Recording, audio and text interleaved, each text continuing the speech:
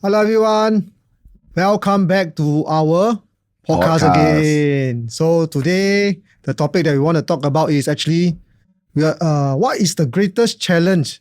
Okay, you being a manager or leaders today. Maybe I start with Don this time. Yeah lah. He also got a lot of people. Greatest challenge, I think, to you see, what's the manager and leader in real estate or in our real estate context, right? Is very different from corporate, right? Real estate manager and leader, I feel, or mentor, I feel, is to pull you up or help you make your road ahead smoother. Lesser bumps, lesser obstacles. And greatest challenge is about motivating them, solving their problem, and to really give yourself that pressure. So I always give myself a lot of pressure that, if I see my people not doing well, then I will have this thing that, hey, how can I solve his or her issue at this very moment. Yeah, so that is the challenge that I face lah. Hey, you won't get 50-50 for them Last time you started your manager. That's why I tell you this is the thing. When I kena 50-50, I tell myself, if one day I become a manager, I cannot do this type of thing. Because I feel that real estate mentor, but of course, it's because along the years, like I say, this industry has changed a lot. And you will see that managers, leaders, they also change their way of management. It's no longer just about money. They really, and me, when you become a leader yourself, you envision yourself seeing that your guys did well, his family life improve. We put it very bluntly, their standard of living improved from last time till now. And that is the satisfaction you get out of it. So you ask me, gots up, don't dare. Cannot. Later all my people leave me. I told, but they're not do. But you ever heard that now you still got people do this sort of thing? I don't even bother. You still got do. If you're still doing, then I mean, everyone have to each his own. So everyone have their own way to run their team. Everyone have their mindset, their goals for how they want to run their team. And we are not here to comment on how people run their team. But we dare to say that we don't we don't do gots up. Or you got question, ask me, then everything I must split. Then how would they dare to come forward to ask you? And when you recruit them that time, what was your promise to them? Right? My promise to you is, whatever question you ask, 50-50. It's your lot, like that. Who dare to join? That one is term and condition strict. Who dare to join? Correct or not? They join you because they trusted you. Then being new in this industry or being experienced in this industry, why are they willing to make the change to join you? I mean, he is my leader Tiobo. He's my manager also. So I also ask myself why I want to join him. Because then you will see that how you envision yourself, what type of role model you want to run your team, how you want to run your team. Is your immediate leader setting the example for you on how you envision your team synergy or your team structure towards that same direction. And if it's not aligned, then very fast, like the tree, the roots are all over the place. Become autopus already. Yeah. How about you, David? To me, I think being a leader in the real estate world is not easy. Okay, number one, you have to be a psychiatrist. Number two, social worker. Number three, motivator. Basically, pao ka liao lah. And the worst is, you know what? Not like corporate world. Today, you don't work, I don't pay you. Because we don't pay their salary, ma. Actually, they are our paymaster, ma. Yeah, they are actually our paymaster. So then we have to find ways to motivate this paymaster to do well so that, we get a bit of the overriding. Yeah, so one of the biggest challenge now is, I really see is the mind blocks. Okay, you ask them to do something, they will tell you, okay. But then on the okay to doing, Never happens. Yeah, we have agents like, what happened is, you ask them, hey, you go and do a video, go and post it daily. Okay, they say, okay, I do. After 3 weeks, I check their social media. Not even a single video. Yeah, this is one of the biggest challenges to clear the mind blocks, I think. How about yourself? For me, the biggest challenge right now, I think... He has the most. I mean, yeah, what Levi say, social worker, you must have empathy, you must understand them. Basically, it's pao ka liao lah. As a leader, it's always not easy. As a manager, it's always not easy because we also have to understand our people. But this is the job that we are taken in. We have to be responsible to all these people that come and join us lah. But the main challenge right now for agents out there is a lot of people come with say that, 老板，我没有 leads 怎样办? No leads. What can I do? 一人一半哦。I think it's true. I don't know about you. Yeah, a lot. Standard. So I think very common thing is I have the knowledge, I have the skill set, I don't have the client. Yeah. If I got client, I sure can close. Yeah. You got client, you sure can close. Then that's the thing, leads generation. We also know today, you do online ads. We talk about social media ads. The cost per lead, right? $200. I mean, there are other teams that say that they can keep it at $7 lah. It doesn't matter, right? End of the day, you need to do prospecting. You tell me no leads. Prospecting, there are many types. Traditional way, you do mailer. Bolui way, you come, you do roadshow. There's no secret formula. It's only the script, right? There's no secret formula to success. It's all about hard work, script, and cost.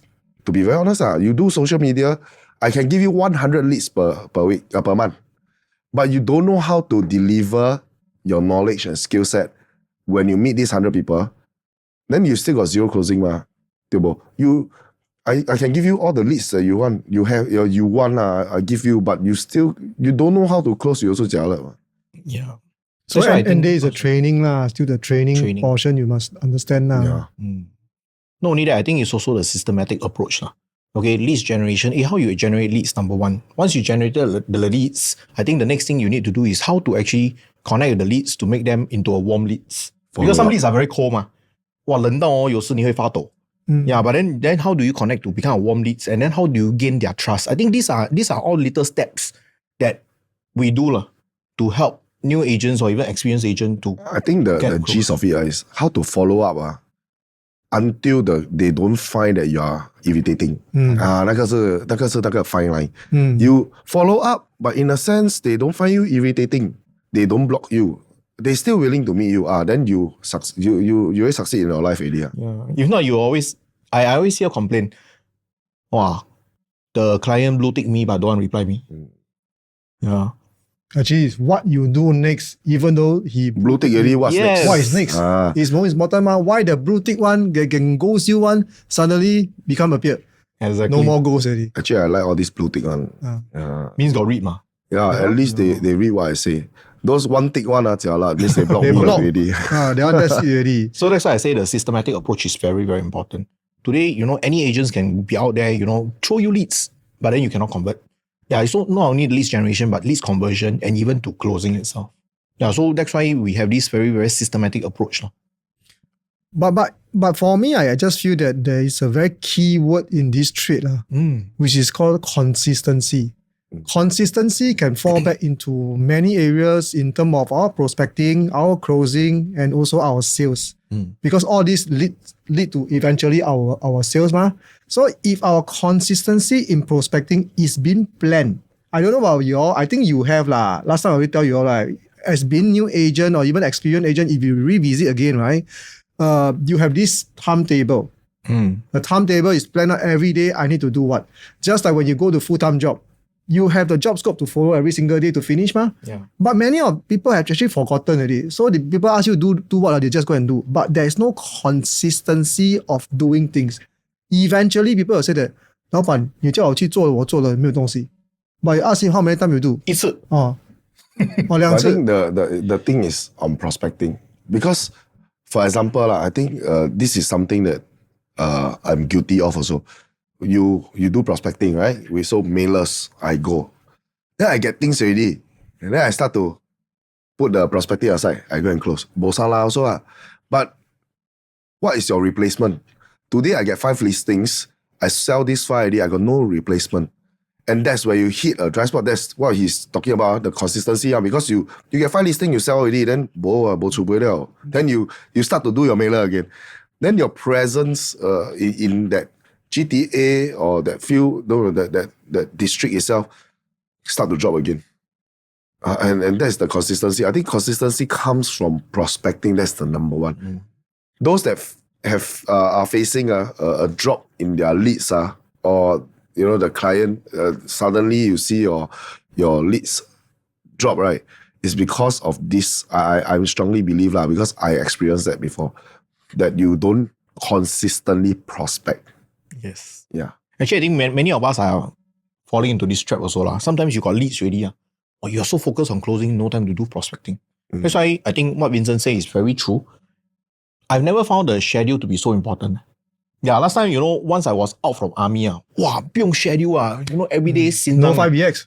Oh, don't need to bother. Then after I realized, wow, as long as you don't follow, you will always be doing things very impromptu. Wow, now my schedule is what time pick kids, what time send kids. Now my schedule is work around all this. Yeah, but eventually you still have to work around with your family commitment time, which is why I say that certain people also fall into what you are falling, so-called into this category, but they fail to plan for their consistency in their prospecting. That is the major headache that leaders or even managers are facing. Because from what I know, one of my colleague actually last year, just by doing door knocking, do you know how much he clocked? From other division, we know about it costs about 700 plus. But it's all about pure work and also about following up. It's not like today, this whole week, I go and knock. I expect that, if you all still remember the last episode that Lord has said, the expectation. Many people go in and, this week I go for door knock. I must expect something out of it. Nothing wrong. You have to expect something, If not, you go for what? Just go through the motion, can't be, You must have a target. You must have a target. Very important. So, this guy have made close to 700,000 just purely by door knocking. So are you telling me that the groundwork don't work? It's about the consistency of how he have done it. He might be every single day. We won't know. Yeah, this one respect. Versus you, one day I go 3 hours. Then you tell me, 老板, I go already. I go and do show, 老板, I go already. But there's no nothing. But we also were physically there, you're mentally, this one is not ready for it. Yeah. You physically there, you're wasting your time also. Right, but definitely if let's say they have do consistently and then the result is not in, and it's our job to review with him what kind of so-called engagement that he have done with the client out there. Is that something that can fine-tune accordingly to how he actually talk to prospect out there? I think this is our job to actually ensure that. Yeah. So you see, we wear so many hats. I counselor, there was psychiatrist. I go to role play, there must be very nasty clients to them. Yeah. Why we need to be nasty clients? Because we want them to handle objection. They will like doing roadshow or door knock.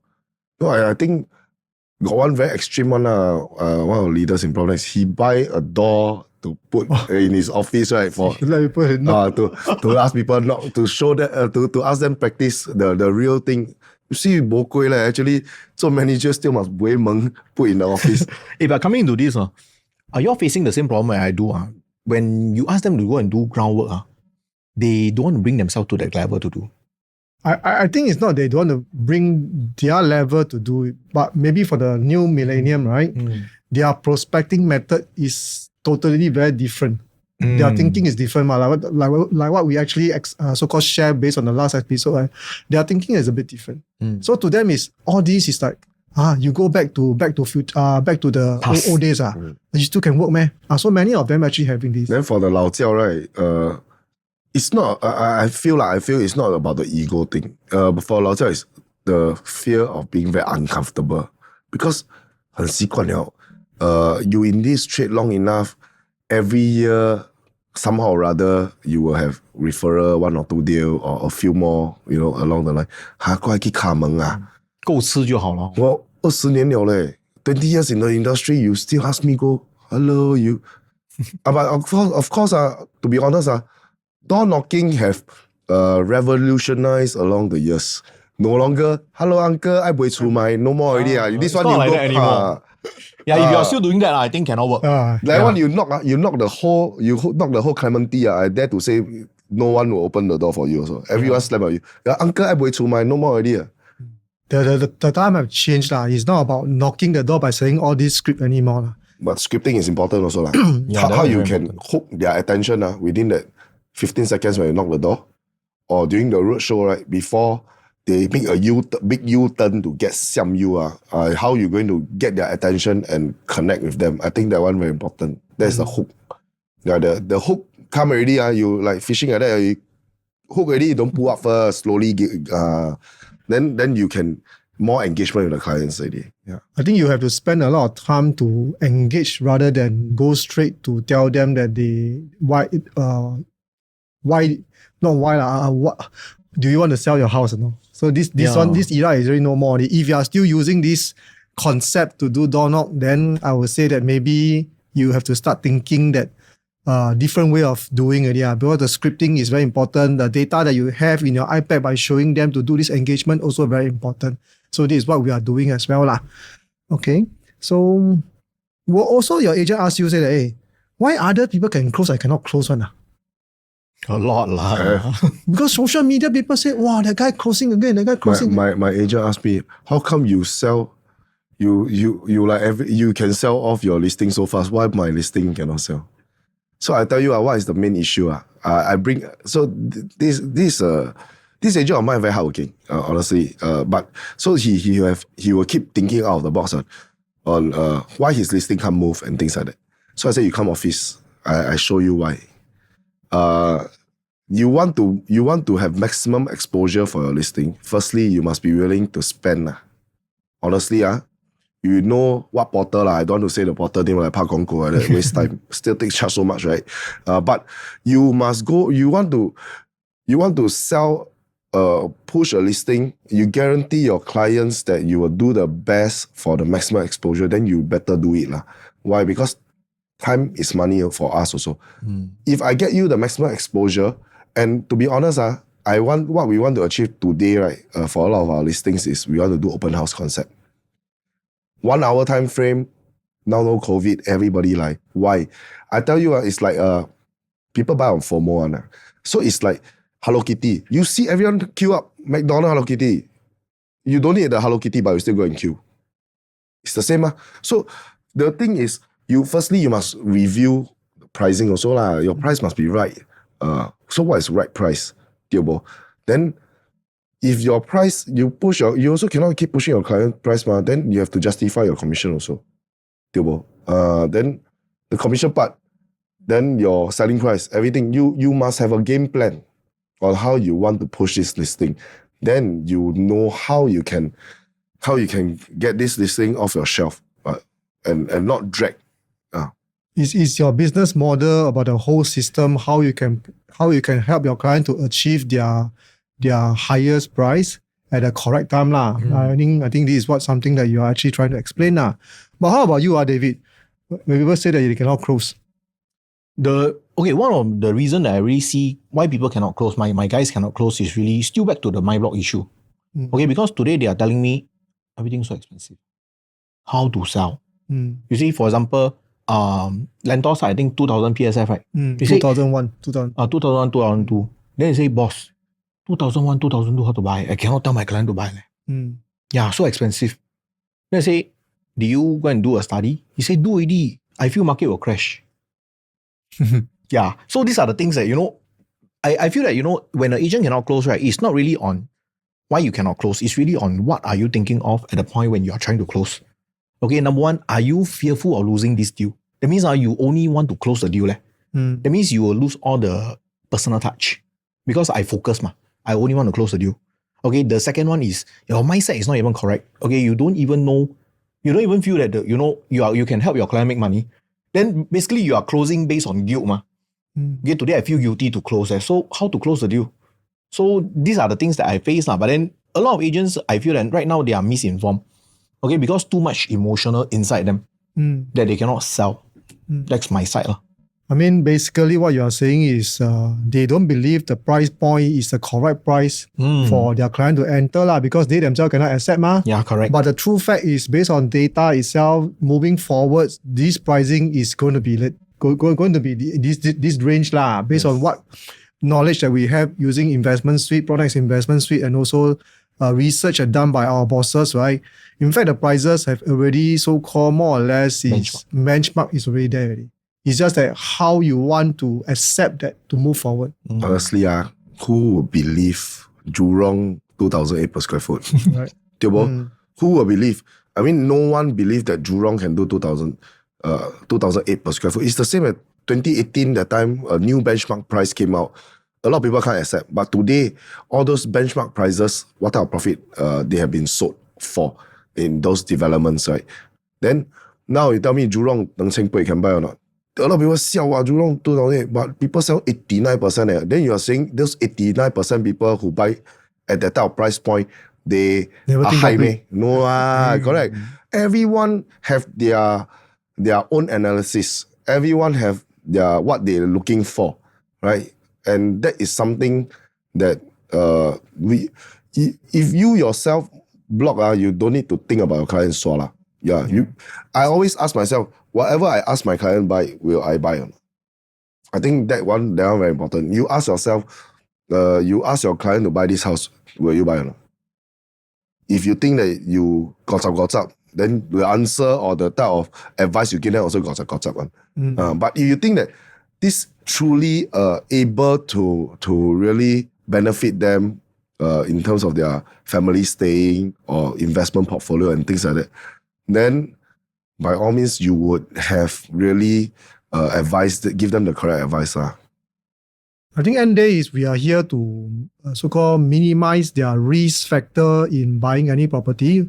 But every property investment there is a risk one. Definitely. And also at the same time, we are not a fortune teller and tell you that 5 years later you will make the money. Yeah, 包攤correct or not? But the true fact is, if once you have the data proven that, in fact, moving forward, the prices might or might not rise, to show your client, end day is your client is the one that pen down your signature to say, yes, I believe that it will happen. Like today in OCR area is above $2,000 per square foot, which is a norm already. Even sub-sale, if I remember correctly, I saw Sengkang Grand was above 2,000 also. Sub-sale has been done there. I done above 2,000. All right. So, who will ever think that in Sengkang you sell above 2,000 per square foot? Yeah. It doesn't make sense. Today, above 2,000 per square foot, I can buy sub-sale in this project is going to TOP this year called Penrose. Correct or not? But people are still willing to pay because moving forward, they know if today OCR market new launches 21, 22, 23, eventually if you are the owner part of the Lentor collection people, how much do you want to sell? 26. 人永远是贪心的. Yeah. But buy within your mean, this is what I say. I think end of the day, it's about holding power. Yeah. If you are thinking to buy to speculate, that means then you will feel a pressure to offload it when your SSD reach. But if you are looking at long-term planning whereby if the price haven't appreciated to like 2.6, you rent out or you own stay, you have the holding power. It eventually it's an asset to you also. You fully pay it off at the age of 65, must be okay, correct or not? Then it is going to generate passive income in the long run. But they are still a concern. If what is rental cannot cover their installment. This is the concern. Generally, if you are the owner, you also have this concern. So you see, I mean, we put it a very layman term. Rental should cover your interest. So, our installment, right? There's principal and interest. So I quote a very simple example.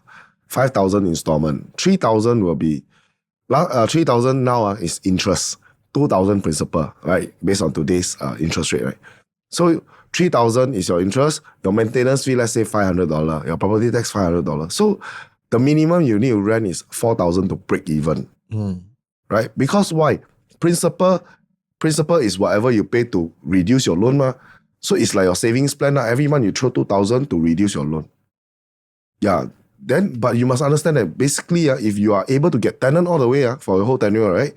So the whole interest, this concept of interest thing, is you are borrowing from bank at interest free. Because your interest paid by your tenant. Yeah. But a lot of sellers don't see that.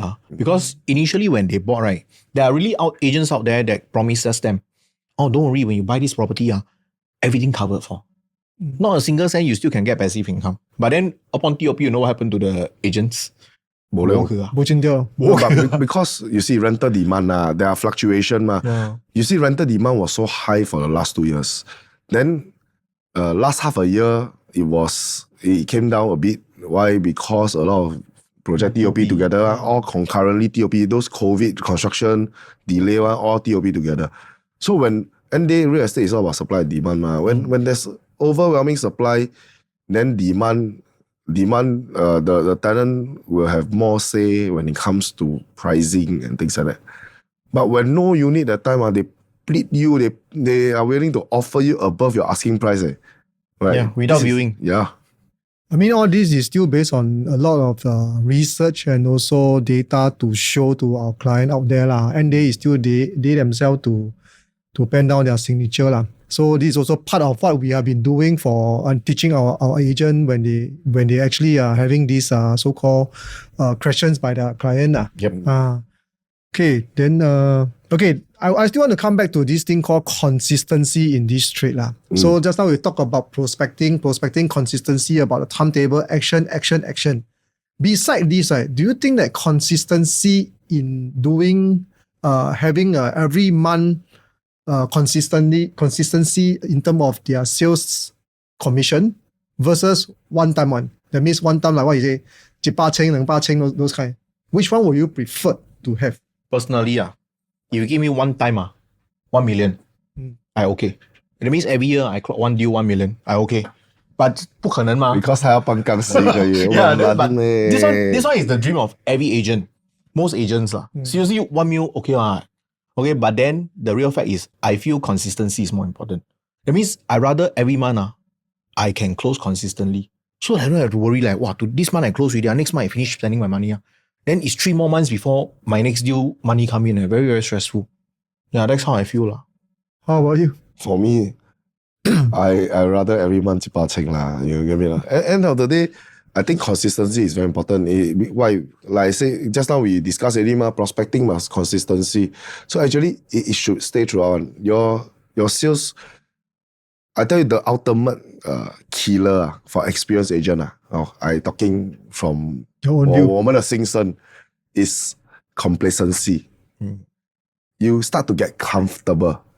When you start to get very comfortable, then you lose your hunger. And I think hunger is the thing. How to stay relevant in this industry and you still want to fight for top producer every year in, year out, month in, month out, right? Is you must stay hungry.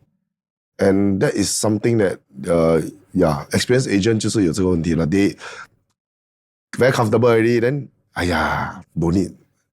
But you will never know, there's one day you become irrelevant to the industry. And that is the scary part. So you must stay hungry. I feel hunger, luckily until now, I still very hungry. So okay, I still very hungry.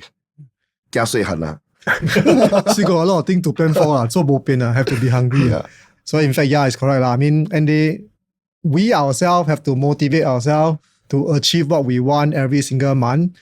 To have consistent sales coming in, to me, is always a key factor. It's not one time go for the fame, then after that, bo liao. You tell me leader, he must motivate himself so that he can motivate us, so that we can motivate our agent. Wow, 排谈. So it's bo pian. So once we are in this position, we have to do that.